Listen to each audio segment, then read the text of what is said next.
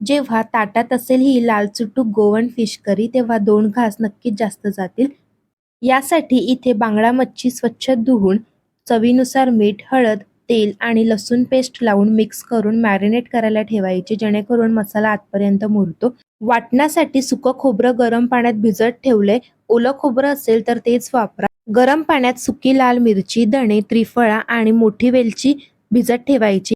पाण्यात ठेवलेलं साहित्यातील पाणी नितळण्यासाठी चाळणीत ठेवा. यानंतर हे संपूर्ण साहित्य एका कोरड्या मिक्सरच्या भांड्यात घालायचे. यामध्ये वरती मेन्शन केलेलं सर्व साहित्य आणि काही कोरडे मसाले, थोडं पाणी घालून याची बारीक अशी वाटून पेस्ट बनवून घ्यायची. फोडणीसाठी कढईत तेल गरम करा. यानंतर यात लसणाची पेस्ट घालायची आणि थोडी तळून घ्या.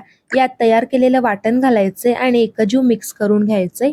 वाटण जेवढं बारीक वाटाल फिश करी तेवढीच चविष्ट लागेल. यानंतर छान तेल सुटल्यानंतर यात चवीनुसार मीठ आणि आवश्यक तेवढं गरम पाणी घालायचे आणि एकजीव मिक्स करून घ्यायचे. पाण्याला उकळी आली की यात मासे सोडा. कोकम किंवा चिंचेचा कोळ घालून मिक्स करा. मासे 5 ते 7 मिनिटे मध्यम आचेवर शिजून द्या आणि गॅस बंद करून वरनं कोथिंबीर सोडा.